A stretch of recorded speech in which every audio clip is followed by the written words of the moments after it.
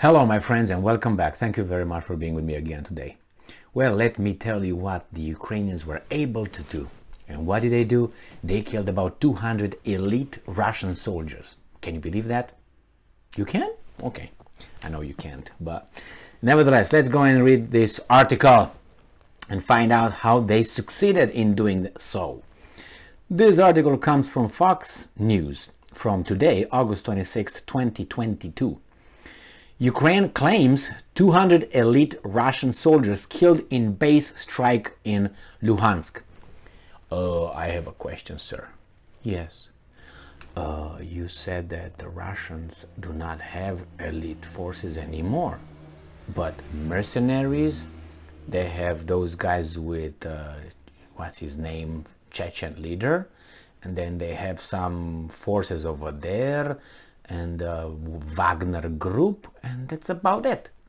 Oh, okay, all right, I got it. The Ukrainian governor of the occupied eastern region of Luhansk on Friday claimed that some 200 elite Russian soldiers have been killed in a missile strike. Is that a Spetsnaz, or how will you call it, that elite group? In a message posted on Telegram, Serhiy Gaidai said the strike hit a hotel in the city of Kadivka that had allegedly been housing Russian soldiers since 2014. Wow! Why do you hit it only now? Why didn't you hit it earlier? Now, you know that the Ukrainians have not killed any civilians yet, right? You got that. Now if they hit this hotel, in a hotel are civilians, they have to say it's not civilians, it's special troops. Is it impossible? No. How probable that is? I don't know. I want to tell you a story about that too. It's very probable if you look at it through my direct experience. I can tell you stories about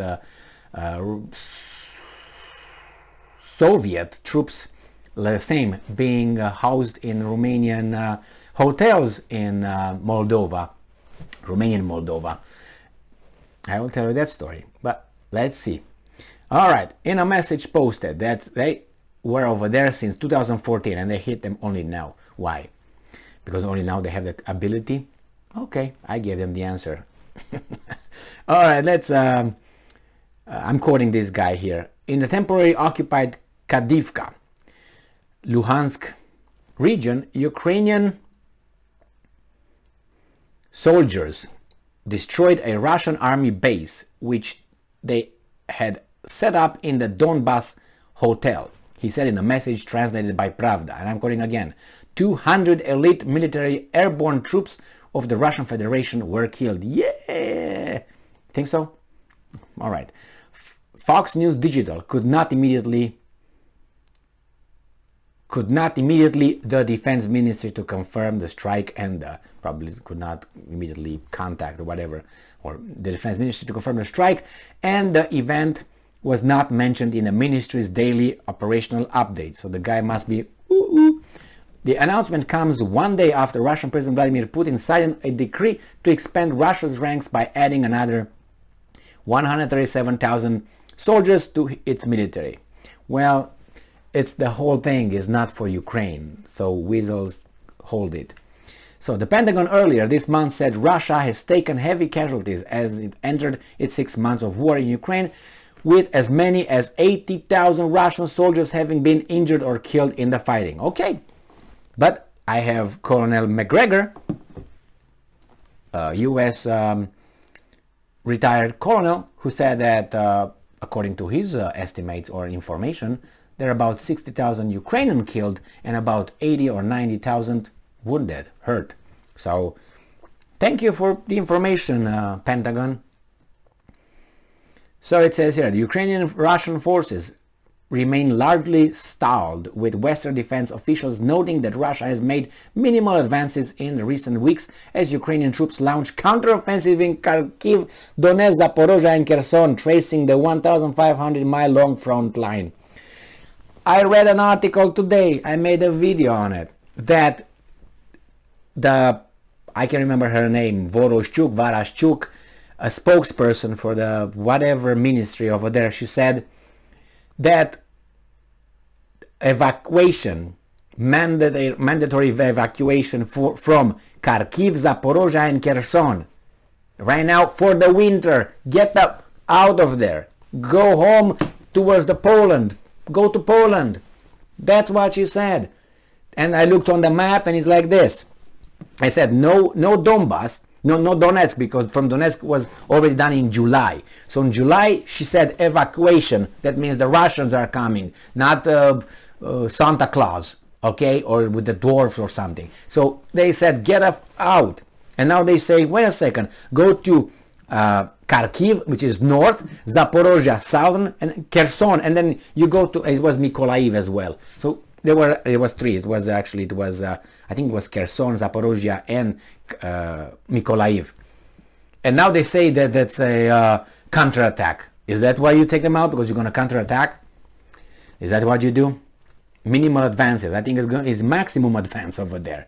Russian Defense Minister Sergei Shoigu this week attempted to justify Moscow's stalled efforts as a deliberate strategy to spare civilian lives. All right, might be. And the UK Defense Ministry on Friday called Shoigu's comment deliberate misinformation and said it is daily update that Russia's offensive has stalled due to poor Russian military performance and fierce Ukrainian resistance. Then why in the Ukrainians are talking about, not Ukrainians, the people. The Ukrainians, not the people, the leaders, the handlers, you know, the ones that are ruining that country and that culture and that history and that nation. Why did they want security guarantees now from the partners? Why now? If you're winning, why do you need security guarantees? They should ask security guarantees to be offered to Russia after they beat the Russians. So that's one thing. Security guarantees doesn't show me you're winning if you ask for security guarantees. Hey, are you going to help me? Hey, are you going to protect me? Basically, that's what they say. And second, they put forth for the first time a list of 6 demands, points, for the peace negotiations with Russians. Never before. 6. So before they talk, this should be the foundation of the negotiation. That's 6. I made a video on that. And then this mandatory evacuation sounds like what? All these things put together don't look good. Cannot look good. Did you hear about the Ukrainians, I don't know, invading Crimea? Yeah, they hit Crimea here and there. Good. Good for you. But do you hear armies going anywhere? I heard the Russians are almost in Mykolaiv. So what's going on with that, buddy?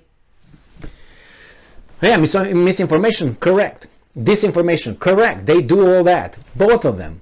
Including the Brits, intelligence community, and the same question applies for the British intelligence community forever. Hey, did you find those weapons of mass destruction in Iraq yet?